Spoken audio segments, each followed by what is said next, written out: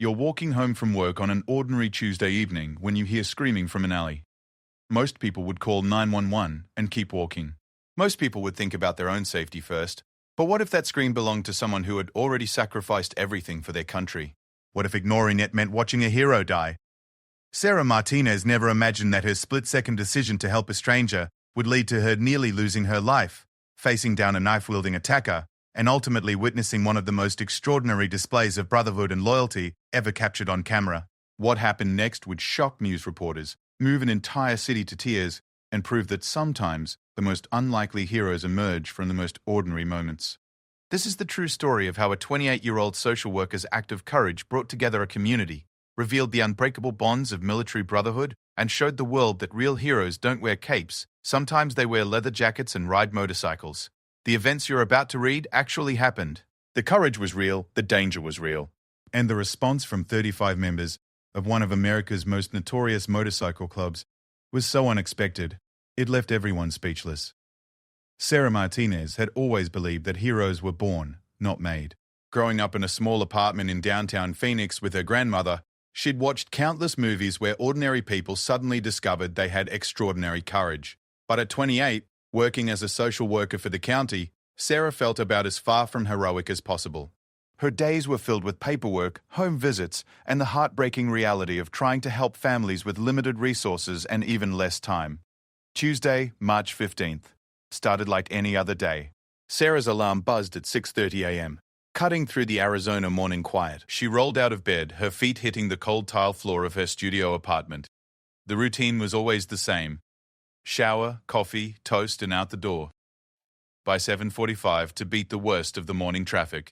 Her beat-up Honda Civic with its 200k buys and temperamental air conditioning faithfully carried her to the county office building where she spent her days advocating for children and families in crisis.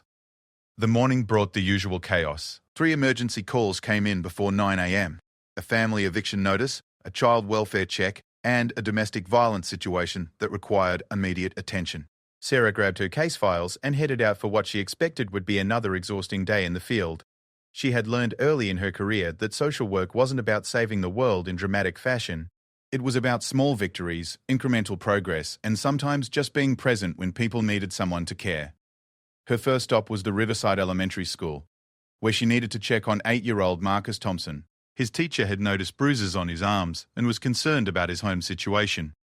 Sarah parked under the desert sun, already feeling the heat building despite it being March. Arizona didn't ease into spring. It jumped from winter straight into blazing heat. Marcus was a quiet boy with intelligent eyes that seemed far older than his years. During their conversation in the school counselor's office, Sarah learned that his father had recently returned from his 3rd deployment in Afghanistan. The adjustment back to civilian life wasn't going smoothly. Marcus described nightmares, angry outbursts, and days when his dad didn't get out of bed at all. The bruises, it turned out, weren't from abuse, but from his father's violent nightmares where he would grab whoever was closest, thinking he was still in combat. This was familiar territory for Sarah. She had worked with several military families dealing with PTSD, and she knew the signs well. The challenge was always getting veterans to accept help without feeling like they were admitting weakness. She scheduled a home visit for later in the week and made notes about connecting the family with veteran services. Her second case took her to the west side of Phoenix, where she met with Maria Gonzalez, a single mother of 3 who was struggling to keep her family together after losing her job at a hotel that closed during the pandemic. Maria's apartment was clean but sparse, with second-hand furniture and a refrigerator that held more condiments than actual food. The children, ages 5, 8, and 11, were remarkably well behaved despite their circumstances. Sarah spent 2 hours with the family, helping Maria apply for emergency assistance and connecting her with a job training program. It was work like this that reminded Sarah why she became a social worker in the first place. These weren't statistics or case numbers. They were real people facing real struggles. And sometimes the difference between giving up and moving forward was having one person who believed in their potential. By 3 p.m., Sarah was running behind schedule. Her 3rd appointment had been cancelled when the client didn't show up, which unfortunately happened more often than she liked to admit. She used the unexpected free time to catch up on paperwork at a local coffee shop, trying to ignore the growing tension headache that seemed to be her constant companion. As the afternoon wore on, Sarah found herself thinking about her own father. He had been a veteran too, serving 2 tours in Vietnam before returning home to struggle with demons he never talked about. Sarah was only 10 when he died in a car accident, but she remembered the nightmares, the drinking, and the way her mother would sometimes find him sitting in his chair at 3 a.m., staring at nothing with tears streaming down his face. Those memories had shaped her career choice more than she liked to admit. She couldn't save her father, but maybe she could help other families avoid the same tragedy. It was a heavy burden to carry, and some days it felt impossible. But stories like Marcus's reminded her that every small intervention mattered. The sun was beginning its descent toward the horizon when Sarah finally headed back to the office to finish her reports. Phoenix traffic at rush hour was a special kind of torture, with cars creeping along freeways that seemed to stretch endlessly across the desert landscape. Sarah used the time to mentally prepare for her evening routine. Microwaved leftovers, a few episodes of whatever show she was binge-watching, and hopefully enough energy to do laundry before bed. She had no way of knowing that in just 3 hours her quiet, predictable life would be turned completely upside down. She had no idea that her route home would take her past an alley where a 52-year-old veteran named Robert Bobby Chen would be fighting for his life. She couldn't have imagined that her decision to investigate a scream in the darkness would lead to her facing down a knife-wielding attacker, nearly dying herself, and ultimately witnessing an act of brotherhood so powerful it would restore an entire community's faith in human goodness. As Sarah finally pulled out of the office parking lot at 6:45 p.m., she was thinking about whether she had enough ingredients at home to make spaghetti.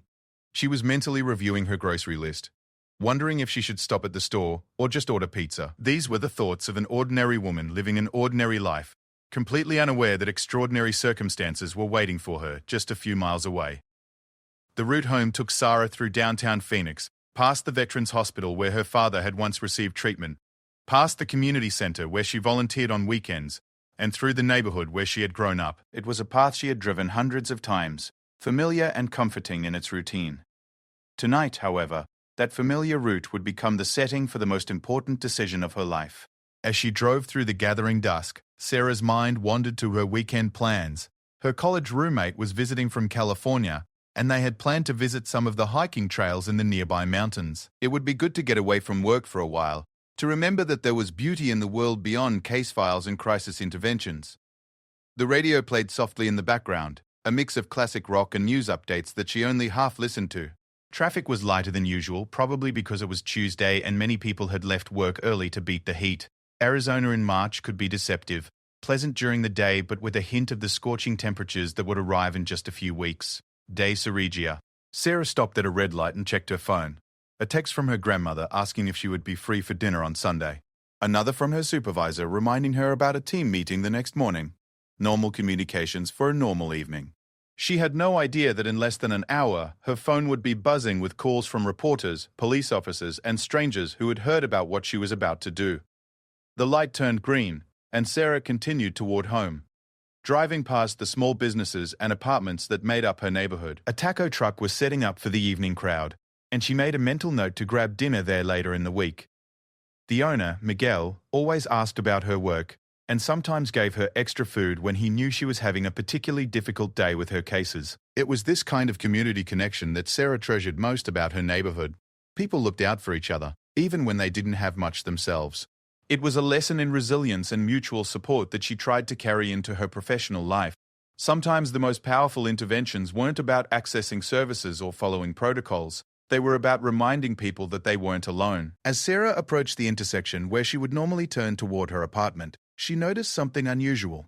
The alley that ran behind the row of small shops was darker than usual, and she could see what looked like movement in the shadows. Her first instinct was to keep driving, to mind her own business, and get home safely.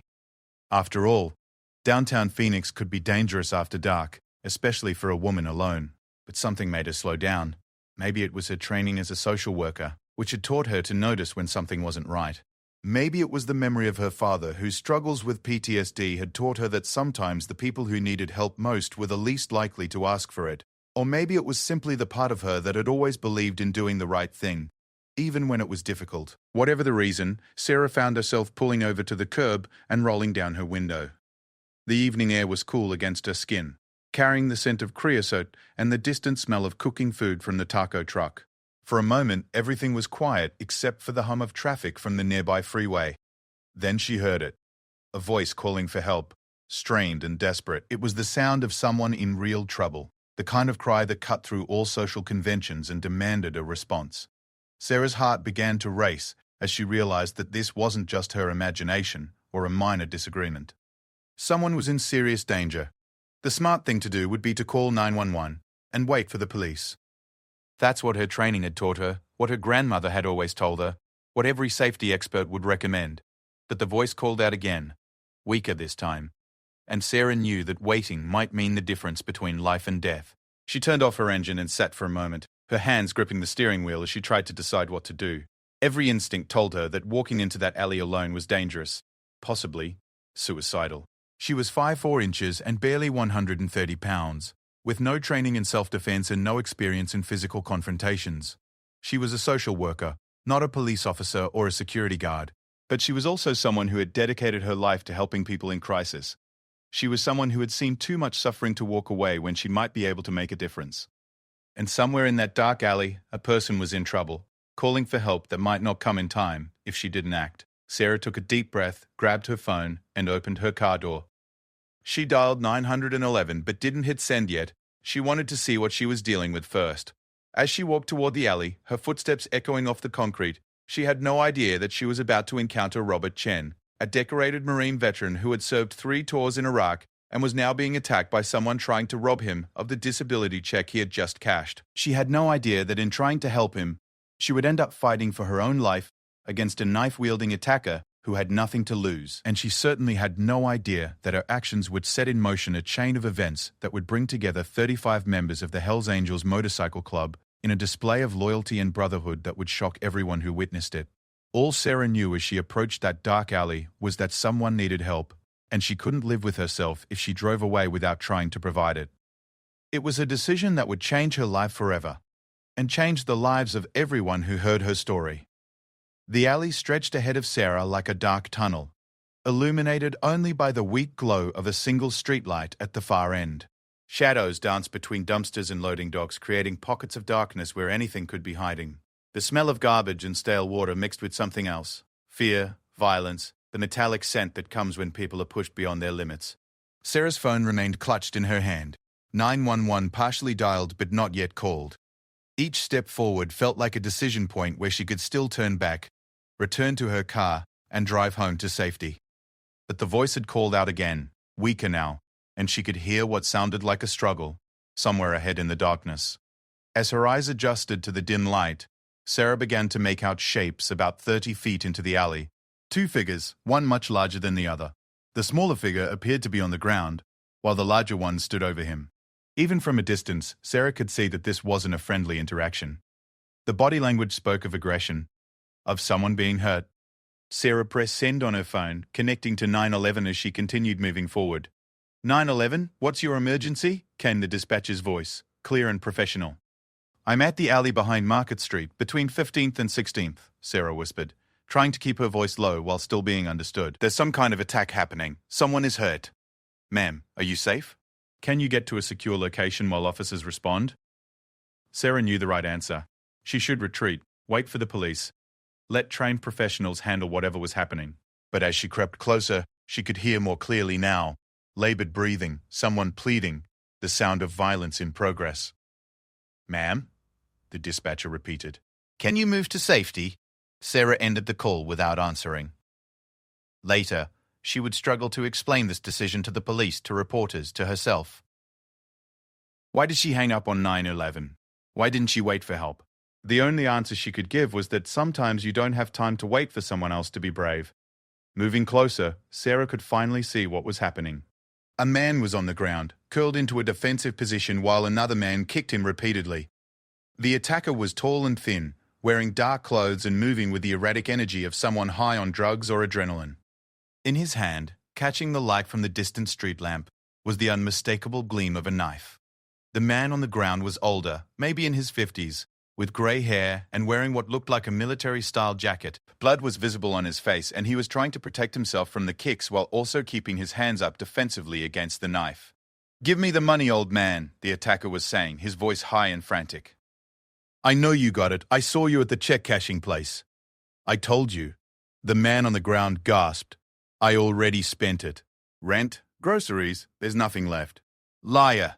The attacker raised the knife higher, and Sarah realized she was witnessing something that could turn deadly in seconds. Without thinking, Sarah called out, "Hey, stop!" Both men turned toward her voice, and Sarah immediately realized her mistake. The attacker's face was wild, pupils dilated, jaw clenched in a way that suggested methamphetamine or some other stimulant. He looked at Sarah with the predatory focus of someone who had just found a new target.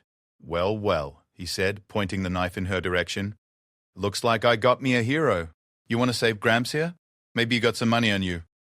Sarah's heart was pounding so hard she could hear it in her ears. Every self-preservation instinct screamed at her to run, but the man on the ground was looking at her with desperate eyes, and she knew he wouldn't survive if she left now. Look, Sarah said, trying to keep her voice steady. I called the police. They're on their way. Why don't you just leave? Nobody has to get hurt here. The attacker laughed, a sound with no humor in it. Police? In this neighborhood? They'll be here in 20 minutes if we're lucky. Plenty of time for me to take care of both of you. He took a step towards Sarah, and she could see the knife more clearly now. A hunting knife with a 4-inch blade, already stained with what she assumed was blood from the man on the ground. Sarah's mouth went dry as she realized she had walked into a situation far more dangerous than she had imagined. My name is Sarah, she said, trying a different approach. What's your name? Don't matter, the attacker replied, but she could see a flicker of something. Confusion, maybe even humanity, cross his face for a moment. It matters to me, Sarah continued. And it matters to him. She nodded toward the man on the ground, who was using the momentary distraction to try to sit up against a dumpster. The older man spoke for the first time since Sarah had arrived. Thank you, he said simply, his voice hoarse but steady. You shouldn't have come here, but thank you. Sarah could hear sirens in the distance now, still far away but getting closer. The problem was that the attacker could hear them too, and his demeanor was becoming more agitated, more desperate. People on drugs in desperate situations were unpredictable, and Sarah was quickly learning that good intentions weren't enough to control a dangerous situation. What's your name, sir? Sarah asked the man on the ground, still trying to keep everyone talking, hoping to buy time until help arrived. Bobby, he replied. Bobby Chen, Marine Corps, retired. Something shifted in the attacker's expression at the word Marine. Sarah couldn't tell if it was respect, anger, or something else entirely, but she filed the information away as potentially important. Bobby served our country, Sarah said to the attacker. He deserves better than this. Yeah? The attacker snarled. Where was the country when my brother came back from Afghanistan? Where was the help when he needed it? He ended up on the streets. Died in an alley just like this one. Sarah felt a flash of understanding. This wasn't just a random mugging. There was pain here, loss, a sense of betrayal that had festered into violence. But understanding didn't make the situation any less dangerous. I'm sorry about your brother, Sarah said, and she meant it. That shouldn't have happened to him, but hurting Bobby won't bring him back. Maybe not, the attacker said, but it'll feel good. He raised the knife again, and Sarah knew she was out of time. Bobby was injured and couldn't defend himself. The police were still minutes away. It was just her, an unarmed social worker, against a man with a knife and nothing to lose. Later, people would ask Sarah what she was thinking in that moment. The truth was that she wasn't thinking at all. Training took over, not combat training, which she didn't have, but the kind of crisis intervention training that social workers learn for dealing with agitated clients. Stay calm, keep talking, look for opportunities to de-escalate. But sometimes de-escalation isn't possible. Sometimes the only option is to act. When the attacker lunged toward Bobby with a knife, Sarah didn't hesitate. She grabbed a piece of broken concrete from the alley floor and threw it as hard as she could at the attacker's head. Her aim was better than she had any right to expect. The concrete caught him in the temple, causing him to stumble and drop the knife. For a moment, Sarah thought it was over. The knife clattered across the pavement, the attacker was dazed, and the sirens were getting closer. But the moment of relief lasted only seconds. The attacker recovered faster than Sarah had hoped. Drug-induced adrenaline was a powerful thing, and her improvised weapon had only slowed him down, not stopped him. He looked at her with pure rage now, all pretense of rational conversation gone. You made a big mistake, lady, he said, advancing on her with his fists clenched. Sarah backed away, looking desperately for another weapon, another option, Another miracle.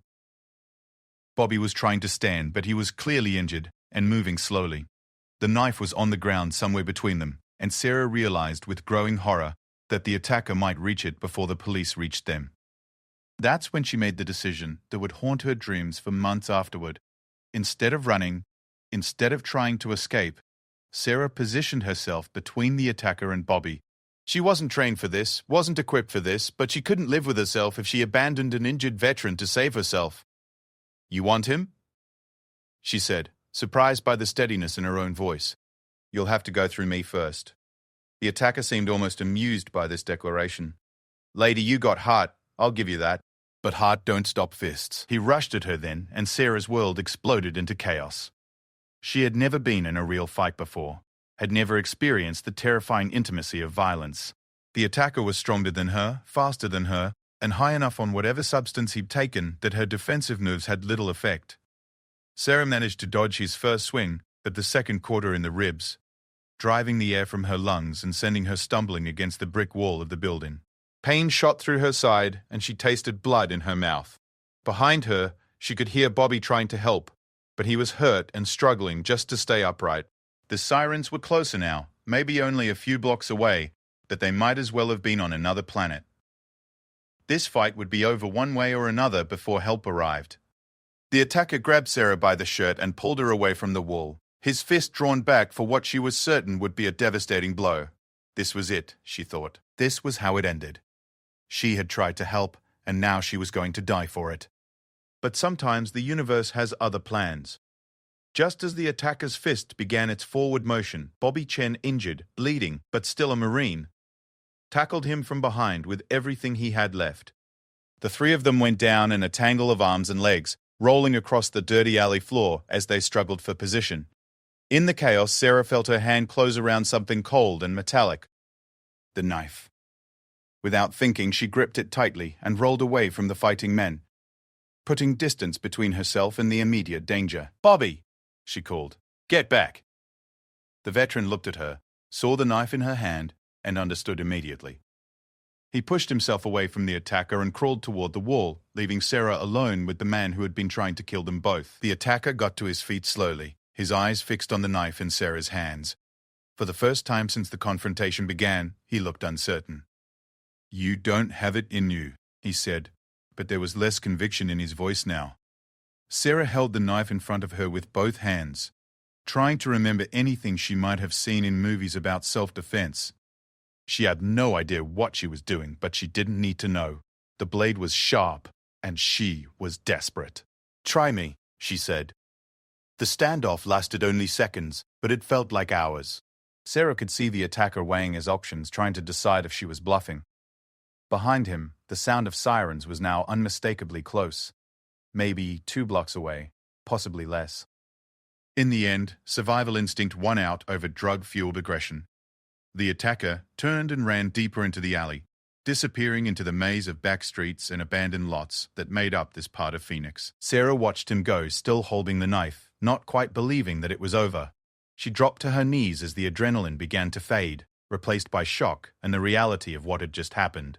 Her hands were shaking so badly she could barely hold onto the knife, and she realized she was crying without having noticed when the tears started. "Hey," Bobby said gently, crawling over to where she knelt. "Hey, it's okay. You did it. We're alive because of you." Sarah looked at him, this man she had never met before tonight, this veteran who had served his country and ended up being attacked in an alley for his disability check. Blood was running down his face from a cut above his eye, and his military jacket was torn, but he was smiling at her with something that looked like pride. "Are you okay?" she managed to ask. Bobby laughed, a sound that contained pain and exhaustion, but also genuine humor. "I've been worse," he said. "But you saved my life tonight. You know that, right?" The sirens were right outside the alley now, and Sarah could see the red and blue lights reflecting off the brick walls. Soon there would be police officers, paramedics, questions, reports, and all the bureaucratic aftermath of violence. But for now, it was just her and Bobby, 2 strangers who had survived something terrible together. "I was scared," Sarah admitted. "Good," Bobby replied. "Courage isn't about not being scared. It's about doing what's right even when you are scared." As the first police officers appeared at the mouth of the alley, their flashlights cutting through the darkness, Sarah realized that her ordinary life had just ended.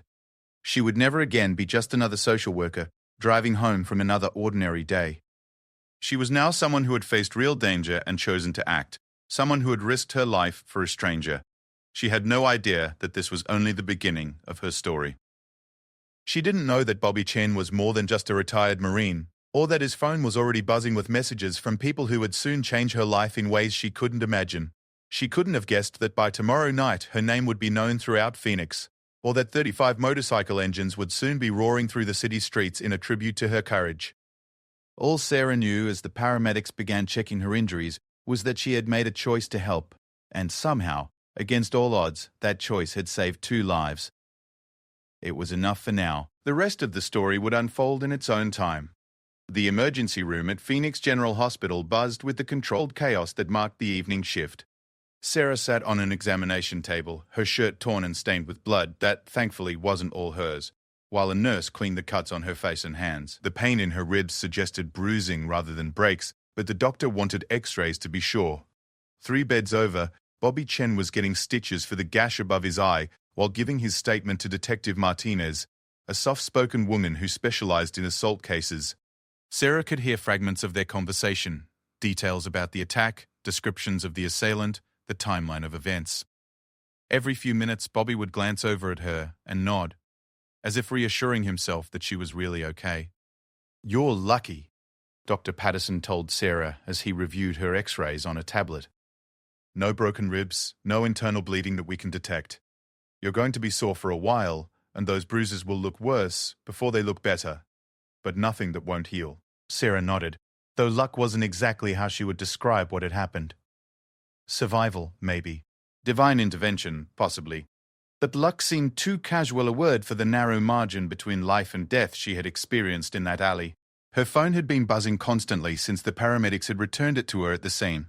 Calls from her supervisor, her grandmother, friends who had somehow already heard what happened. Sarah ignored them all. She wasn't ready to talk about it yet, wasn't ready to explain something she didn't fully understand herself. "Miss Martinez?" Detective Rodriguez approached with a notepad and the tired expression of someone who had seen too much violence. "I know you've been through a lot tonight, but I need to get your statement while the details are still fresh." Sarah went through the story again, from hearing the cry for help to the final moments when the attacker fled. Detective Rodriguez asked good questions, professional questions, but Sarah could see something else in his eyes.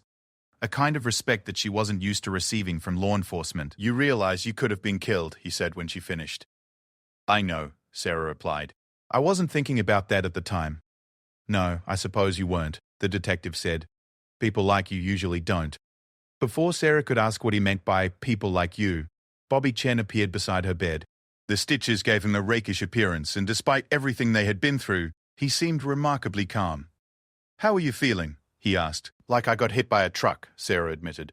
"But alive thanks to you tackling that guy when you did." Bobby shook his head. "I didn't save anyone tonight. That was all you. You could have kept driving, but you didn't. You could have run when things got dangerous, but you didn't. You put yourself between me and that knife, and I'll never forget that." There was something in Bobby's voice, an intensity that went beyond simple gratitude. Sarah had worked with enough veterans to recognize the signs of someone carrying heavy emotional weight, but there was something else here, something she couldn't quite identify. "Can I ask you something?" Bobby said, lowering his voice. "Do you know anything about motorcycle clubs?" The question seemed to come from nowhere, and Sarah wondered if the head injury was more serious than the doctors had thought. "Not really," she said. "Why?" Bobby smiled, and for the first time, Sarah noticed a small tattoo on his neck, wings with Semper Fi underneath. "Because I need to make some phone calls." "What you did tonight? Well, let's just say some friends of mine are going to want to hear about it." Before Sarah could ask what he meant, her phone rang. The caller ID showed her grandmother's number, and she knew she couldn't avoid the conversation any longer. "Mija," her grandmother's voice was frantic even through the phone. "I saw the news. They said you were hurt." "I'm okay, Abuela," Sarah said, using the childhood nickname that always made her feel safe. "Just some bruises. I'm at the hospital, but they're going to release me soon." "What were you thinking?" "Walking into an alley alone at night? You could have been killed." It was the same conversation she'd had with the detective, with the doctor, with herself. Sarah didn't have a good answer because there wasn't one. Sometimes you act on instinct, on training, on something deeper than rational thought. I couldn't leave him, Sarah said simply. He needed help. Her grandmother was quiet for a moment, and when she spoke again, her voice was softer. Your father would have done the same thing. He always said the worst thing in the world was to see someone suffer and do nothing about it. After promising to call when she got home, Sarah hung up and found Bobby still standing beside her bed. He had been listening to the conversation, and his expression had changed to something she couldn't quite read. Your father was military? He asked. Vietnam, Sarah confirmed. He died when I was 10, but yes, Marines, like you. Bobby nodded slowly, as if pieces of a puzzle were falling into place. Sarah, I need you to understand something. What happened tonight, what you did, it means something. It means something to me personally, and it's going to mean something to a lot of other people too. I don't understand. You will, Bobby said. He pulled out his phone, an older model with a cracked screen. I'm going to make those calls now. Don't be surprised if tomorrow looks a little different than you expected. Bobby walked away before Sarah could ask what he meant, leaving her alone with her confusion and the growing certainty that this story was far from over. Through the emergency room window, she could see news vans gathering in the parking lot. Word was spreading, apparently faster than she had realized. Across the room, Bobby had found a quiet corner and was making his first phone call. Sarah couldn't hear the conversation, but she could see the animation in his gestures, the urgency in his posture. Tank? It's Bobby Chen. Yeah, I know what time it is. Listen, I need you to get the word out. Something happened tonight. Something important. No, I'm fine. But there's this woman. Sarah looked away, feeling like she was eavesdropping on something private. Instead, she focused on the controlled chaos of the emergency room. Nurses moving efficiently between patients, doctors consulting charts, the constant background noise of medical equipment and muffled conversations. A few minutes later, Bobby was back. But he looked different somehow. More purposeful, like a man who had just set significant events in motion. Who's Tank? Sarah asked. Bobby grinned, and for the first time she saw a hint of the mischief that must have gotten him in trouble during his military days. Tank Morrison. He's the president of the Phoenix chapter of the Hells Angels Motorcycle Club. Also happens to be a Marine veteran, served 2 tours in Iraq. We've been friends for 15 years. Sarah felt something cold settle in her stomach. Hells Angels? Bobby, what did you tell him? The truth, Bobby said simply. That a civilian risked her life to save a Marine brother. That someone still believes in doing the right thing, even when it's dangerous. I don't want any trouble, Sarah said quickly. I just want to go home and forget this whole thing happened. Bobby's expression became serious. Sarah, you don't understand what you've done. In the Brotherhood, and I mean the real Brotherhood, not just Marines but all veterans who've been in combat, there's a code. When someone risks their life for one of us, especially someone who has no obligation to do so, that means something. That creates a debt. I don't want a debt. I just did what anyone would do. No, Bobby said firmly. You did what almost no one would do, and Tank and his brothers are going to want to show their appreciation. Before Sarah could respond, her phone rang again. This time it was an unknown number with a Phoenix area code. Miss Martinez? This is Janet Williams from Channel 7 News. I was hoping I could ask you a few questions about what happened tonight. Sarah hung up without responding, but the phone immediately rang again. Different number, same request. Then again, and again. How did they get my number? She asked, more to herself than to Bobby. Police reports become public record, Bobby explained. And what you did tonight, it's the kind of story that spreads fast. People need to hear about good things happening, especially in a neighborhood like that one. As if to prove his point, Sarah's phone buzzed with a text message from her supervisor. Saw the news. Take tomorrow off. Rest. Call me when you're ready to talk. Then another text. This one from a number she didn't recognize. Saw the story online. You're a hero. Phoenix is proud of you. And another. Thank you for showing there are still good people in the world. Sarah stared at the messages, feeling overwhelmed. This wasn't what she had signed up for. She wasn't a hero, wasn't someone who wanted attention or recognition. She was just a social worker who had tried to help. Bobby seemed to understand her discomfort. It gets easier, he said, but it also gets bigger before it gets easier. What do you mean? Before Bobby could answer, the double doors of the emergency room burst open, and 3 men walked in. Even in a hospital setting, they commanded attention. They wore leather jackets despite the Arizona heat, moved with the confidence of people accustomed to being noticed, and carried themselves with a military bearing that Sarah recognized from her work with veterans. The man in the center was tall and broad-shouldered, with graying hair pulled back in a ponytail, and intelligent eyes that scanned the room until they found Bobby. When he smiled, Sarah could see genuine warmth beneath the intimidating exterior. "Bobby Chen, you stubborn bastard," the man said, his voice carrying easily across the emergency room. "We told you to call if you needed anything, not wait until you're bleeding in a hospital." Bobby grinned and stood up to embrace the man in what was clearly a long-standing friendship. "Tank Morrison, meet Sarah Martinez. Sarah, this is Tank." Tank turned his attention to Sarah, and she was surprised by the gentleness in his expression. "Miss Martinez," he said formally, extending a hand that was scarred and calloused from years of manual work. "I can't begin to thank you for what you did tonight." "It's Sarah," she said, shaking his hand. "And you don't need to thank me. I just did what I had to do." "No," Tank said firmly. "You did what you chose to do. There's a big difference, and that difference matters to us." The other two men were introduced as Road Dogg and Hammer, both veterans themselves, both carrying the same combination of toughness and respect that seemed to characterize this group.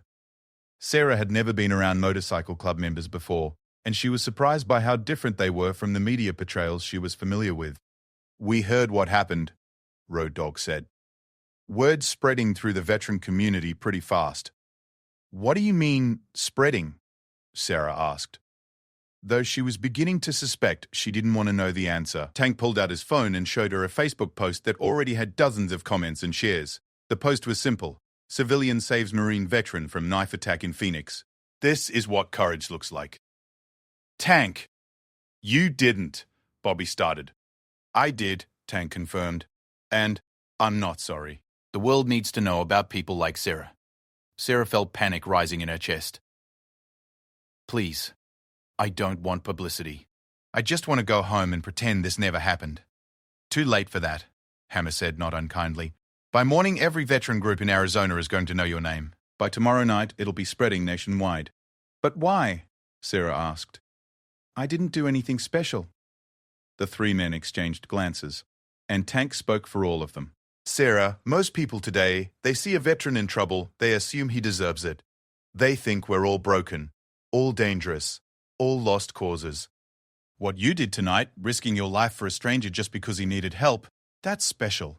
That's the kind of thing that restores faith." "In what?"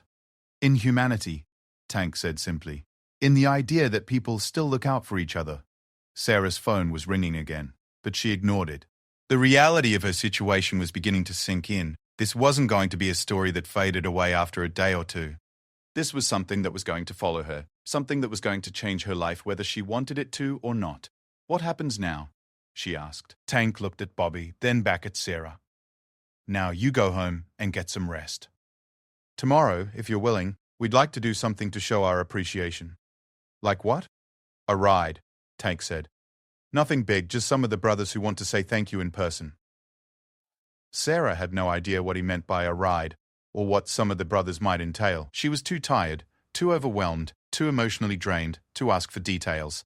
All she wanted was to go home, take a hot shower, and try to make sense of what had happened. But as she gathered her things and prepared to leave the hospital, Sarah couldn't shake the feeling that her life had just taken a dramatic turn. The phone calls, the text messages, the intense gratitude from people she had never met. It all suggested that the story of what happened in that alley was just beginning. She had no idea that by tomorrow evening, 35 motorcycle engines would be warming up across Phoenix, or that her small act of courage would bring together the largest gathering of Hell's Angels the city had ever seen. She couldn't have imagined that news crews from 3 states would be positioning themselves along the planned route, or that her name would be trending on social media platforms she didn't even use.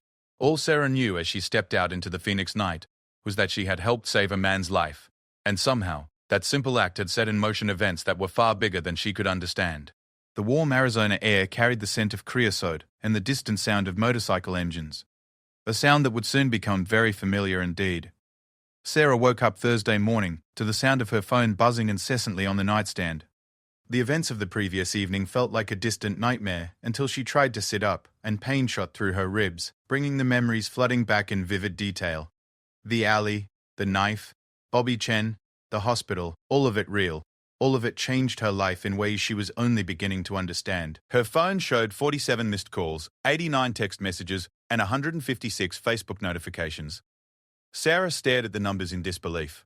She had never received more than a dozen calls in a single day, and now her phone was practically melting from the attention. The first missed call was from her supervisor at the county, the second from her grandmother, the third from a cousin in California she hadn't spoken to in 2 years. But most of the calls were from numbers she didn't recognize, many with area codes from other states. The text messages told a similar story, friends, family, and strangers all reaching out about the story. Sarah reluctantly opened Facebook and immediately regretted it. The post that Tank Morrison had shared the night before had been shared 1,247 times overnight.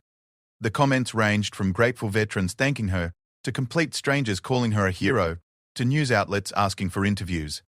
Her private messenger was full of requests from reporters, documentary filmmakers, and talk show producers.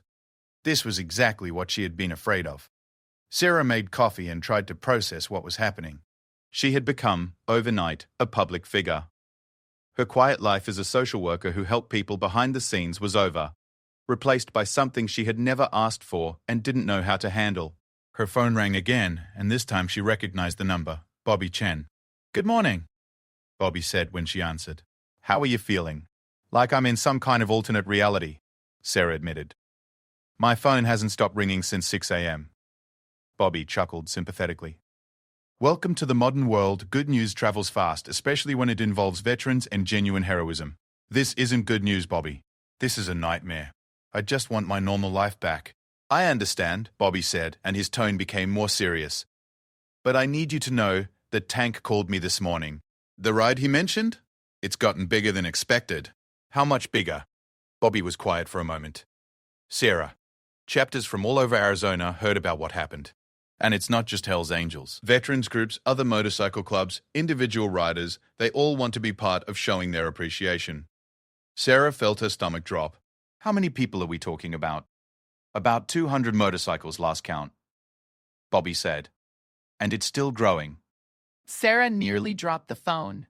200 motorcycles? This was insane. All she had done was help someone who was being attacked. She hadn't signed up to become the center of some massive demonstration. "Bobby, I can't handle this," she said. "I'm a social worker, not a celebrity. I don't know how to deal with this kind of attention." "I know," Bobby said gently. "But sometimes we don't get to choose how our actions affect other people. What you did last night, it meant something to people who don't often see civilians willing to risk their safety for veterans. They want to honor that." Before Sarah could respond, her doorbell rang. Through the peephole, she could see a woman in a business suit holding a microphone with a camera operator standing behind her. A news van was parked in her driveway. "Bobby, there are reporters at my front door," Sarah whispered into the phone. "Don't answer it," Bobby said immediately. "Tank is already on his way over. He'll handle the media. This is crazy. Yesterday I was nobody, and today I can't leave my house without being ambushed by news crews." "Sarah," Bobby said, his voice taking on the same intensity she had heard in the hospital. "I need you to understand something. In 15 years of being back from Iraq, I've seen exactly 3 civilians willing to put themselves in danger to help a veteran they didn't know. One was a police officer, one was a firefighter, and now you. That makes you incredibly rare, and rare things get attention." The doorbell rang again, followed by knocking. Through the window, Sarah could see more news vans arriving, along with cars she didn't recognize. Her quiet residential street was turning into a media circus. "Where can I go?" she asked. "I can't stay here." "Tank will be there in 5 minutes," Bobby promised. "He's bringing Road Dog and Hannah. They'll get you out of there safely, and we'll figure out the rest." Sarah hung up and peered through the window again. A neighbor she barely knew was talking to one of the reporters, probably telling them everything they knew about the hero who lived next door. This was getting worse by the minute. True to Bobby's word, 3 motorcycles roared up her street exactly 5 minutes later. Tank Morrison dismounted from a massive Harley-Davidson and walked directly through the crowd of reporters with the confidence of someone accustomed to commanding attention. "Excuse me," Sarah heard him say through the door, his voice polite but firm. "You're on private property, and the lady isn't giving interviews today. I suggest you move along." "Sir, can you tell us your relationship to Miss Martinez?" one reporter called out. "I'm a friend," Tank replied simply, "and right now I'm the friend who's asking you to respect her privacy." There was something in Tank's tone, and probably in his appearance, that suggested the reporters would be wise to comply. Sarah heard the sound of car doors closing and engines starting, and within a few minutes her street was quiet again. The knock on her door this time was gentle, and Tank's voice was reassuring when he called out, "Sarah, it's Tank. Bobby sent me." Sarah opened the door to find Tank flanked by Road Dog and Hammer, all three men looking more like protective bodyguards than motorcycle club members. Their leather jackets and intimidating appearance had clearly been effective in dispersing the media. "How did you do that?" Sarah asked. Tank grinned. "Professional courtesy. Most reporters know better than to mess with bikers, especially when we're being polite about asking them to leave." Road Dog was scanning the street for any remaining reporters while Hammer checked the back of the house. These men moved with military precision, and Sarah was reminded again that beneath the motorcycle club image, these were veterans who had served in combat zones. "We need to get you out of here," Tank said. "This is only going to get worse before it gets better." "Where can I go?" "They found my home address in less than 12 hours. "We have a place," Tank said. "It's private, secure, and the media won't find you there. You can stay as long as you need to figure out how you want to handle all this." Sarah looked around her small apartment, at the life she had built as a quiet professional helper. In the space of one evening, all of that had been swept away, replaced by a level of public attention she was completely unprepared for. "What about work?" "I can't just disappear." "Bobby already called your supervisor," Hammer said, speaking for the first time. "You're on administrative leave until this calms down. Apparently, the county office has been getting calls all morning too." Sarah felt overwhelmed by how quickly others were making decisions about her life, but she also recognized that these men were trying to help. They understood media attention in a way she didn't, and they were offering protection she clearly needed. "Okay," she said finally, "but I want to understand what's happening. I want to know about this ride everyone keeps talking about." Tank nodded approvingly. "Fair enough. Pack a bag for a couple of days and we'll explain everything once we get you somewhere safe." 20 minutes later, Sarah found herself on the back of Tank's motorcycle, holding on for dear life as they roared through Phoenix traffic. She had never been on a motorcycle before, and the sensation was terrifying and exhilarating at the same time. Road Dog and Hammer flanked them on either side, creating a protective formation that moved through traffic with surprising grace. Their destination turned out to be a large garage and meeting space on the outskirts of the city. The building was nondescript from the outside, but inside it was clearly the headquarters for the Phoenix chapter of the Hells Angels. Motorcycles in various stages of repair filled the main floor, while offices and meeting rooms occupied the second level. What surprised Sarah most was how clean and organized everything was. This wasn't the chaotic, dangerous environment she had expected based on movies and television shows. It was more like a very well-equipped workshop, combined with a veterans organization meeting hall. "Welcome to the clubhouse," Tank said as he removed his helmet. "This is where we planned the ride for tonight." Tonight? Sarah asked. "I thought we were talking about something in the future." Road Dog laughed. "In the motorcycle world, when something matters, you don't wait around. Word went out last night, and brothers have been riding in from all over the state. Some came from New Mexico and Colorado too." Tank led Sarah to a conference room where maps and papers were spread across a large table. On the wall was a whiteboard covered with names, numbers, and route information. This was clearly a major logistical operation. "Here's what we're planning," Tank said, pointing to a map of Phoenix. "We start here at the clubhouse at 6 p.m. The route goes through downtown past the hospital where you and Bobby were treated, through the neighborhood where the attack happened, and ends at the Veterans Memorial in Patriots Square." Sarah studied the map, trying to understand the scope of what was being planned. "How many people are we talking about?" "Latest count is 287 motorcycles," Hammer said, consulting a clipboard.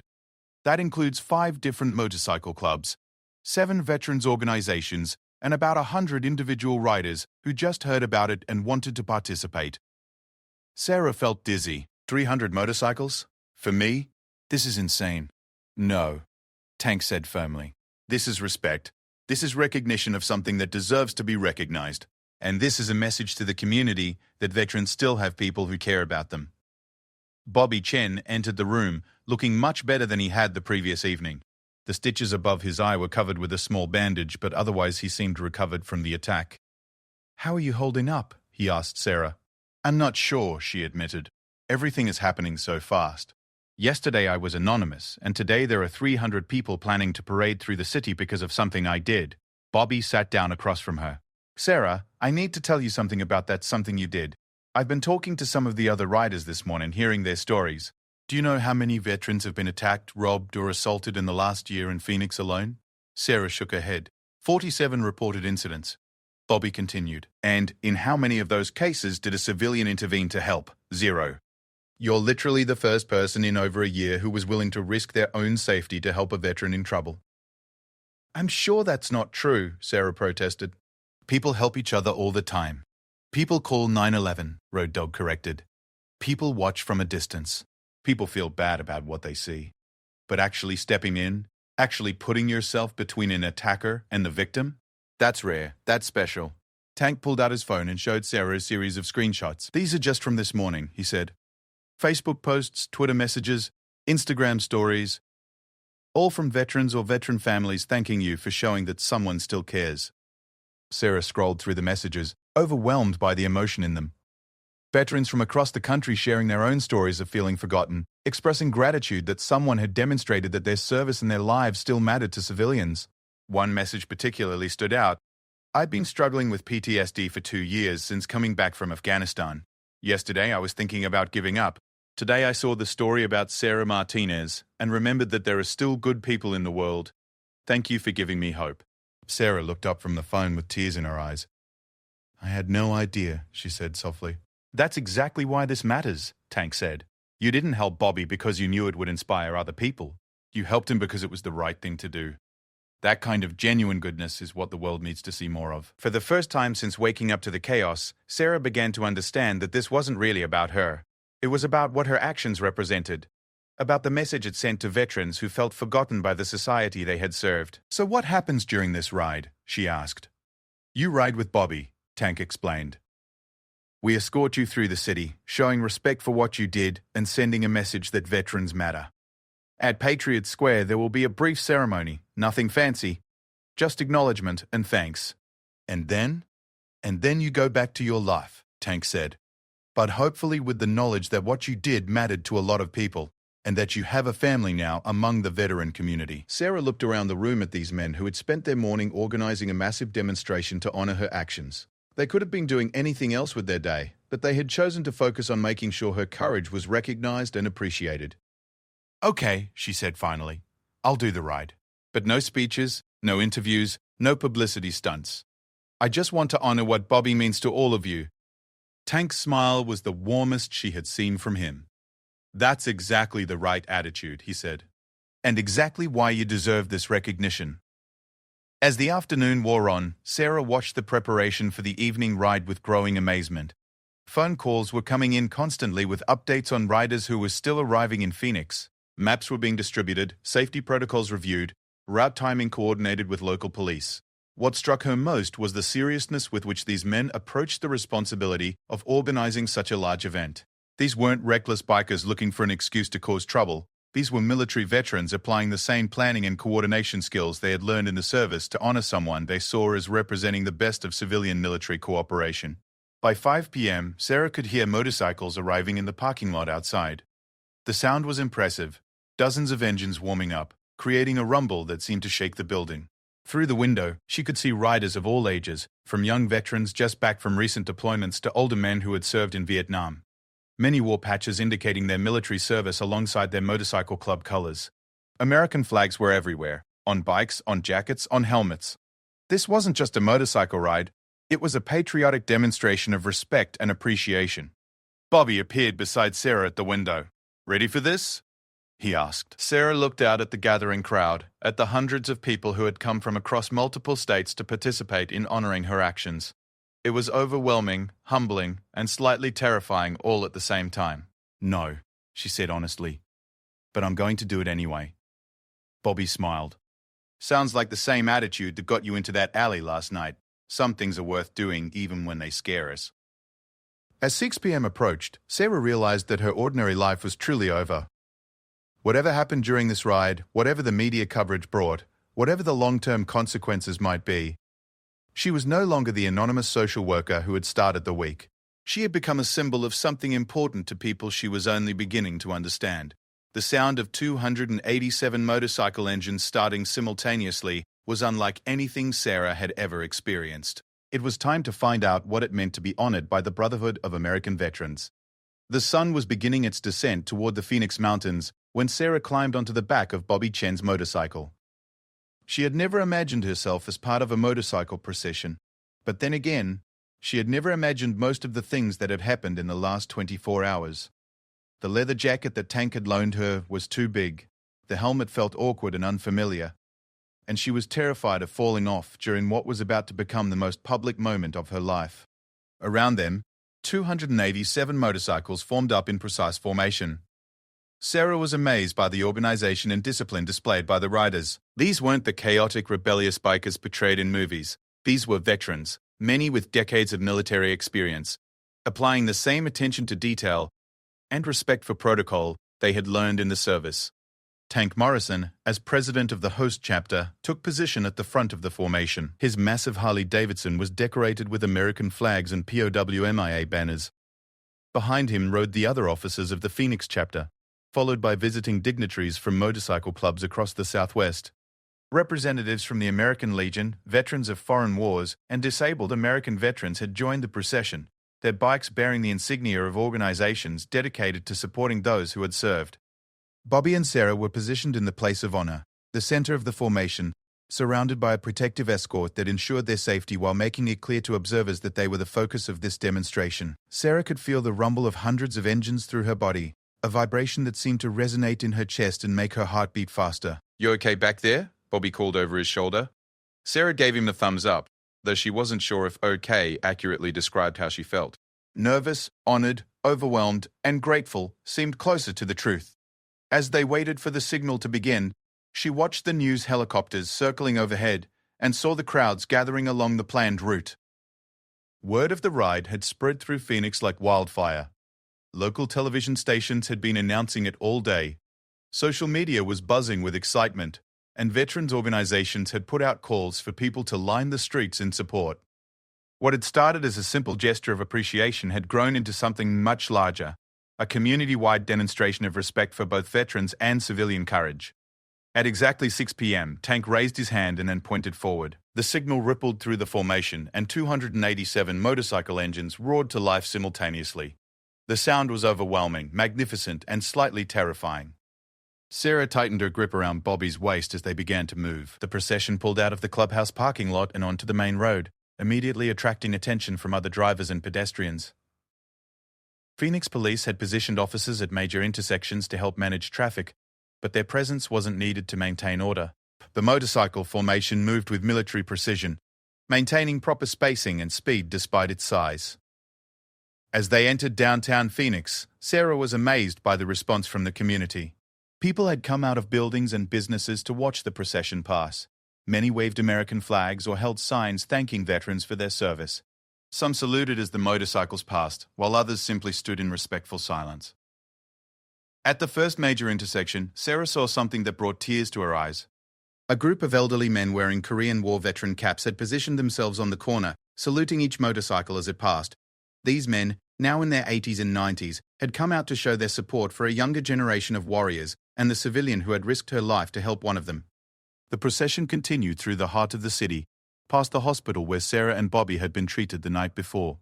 Hospital staff had gathered on the sidewalk and in windows, many wearing scrubs and holding signs thanking both veterans and first responders.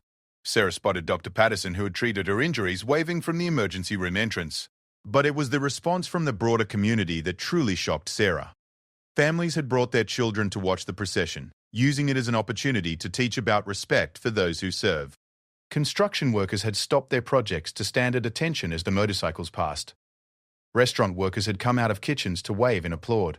This wasn't just about honoring Sarah's actions anymore. It had become a community celebration of the relationship between civilians and veterans, a demonstration that Phoenix appreciated both those who served in the military and those who continued to serve their communities in civilian roles. As they approached the neighborhood where the attack had occurred, the atmosphere became more solemn. This was where it had all started, where Sarah had made the split-second decision that led to this extraordinary moment. Bobby slowed the motorcycle as they passed the alley where they had nearly died together, and Sarah felt a chill as she remembered the terror and confusion of that encounter. But the neighborhood looked different now. Instead of the empty, threatening space she remembered from the night before, the streets were lined with people holding candles and American flags. Local residents, many of whom were immigrants and people of color who didn't always feel appreciated by the broader community, had come out to show their support for both the veteran who lived among them and the woman who had risked her life to help him. Sarah saw children who reminded her of the families she worked with in her job as a social worker, and she realized that her story had resonated beyond the veteran community. It had become a symbol of the kind of courage and compassion that people wanted to see more of in their neighborhoods and their society. The procession turned toward the final destination, Patriot Square, where Phoenix honored its military veterans with a memorial that listed the names of local service members who had died in combat.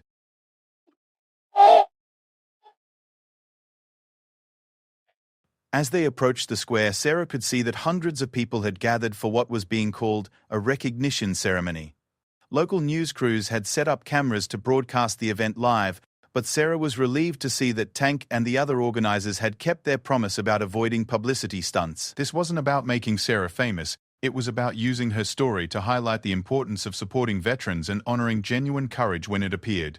The motorcycle formation came to a stop in the square, engines shutting down in waves until the area was filled with the kind of respectful silence usually reserved for memorial services. Sarah dismounted from Bobby's bike on shaking legs, overwhelmed by the sea of faces surrounding her. Tank Morrison stepped forward, his voice carrying easily across the assembled crowd, without need for amplification. "Friends, fellow veterans, and members of our community," he began, "we're here tonight to honor someone who did something that most people only talk about. Sarah Martinez didn't just say she supports our veterans, she put her own life on the line to prove it." The crowd responded with applause that lasted several minutes. Sarah felt her face flush as she realized that hundreds of people were applauding her, many with tears in their eyes. This wasn't the anonymous life she was used to, but she was beginning to understand that some moments are too important to remain hidden. Bobby Chen stepped forward to speak, his voice carrying the authority of someone who had earned the right to represent his fellow veterans. "Last night, I thought I was going to die in an alley, alone and forgotten," he said. "Instead, a woman I had never met decided that my life was worth risking hers to save. That kind of courage doesn't just save one person, it reminds all of us what we're capable of when we choose to act on our better angels." The crowd was completely silent now, hanging on every word.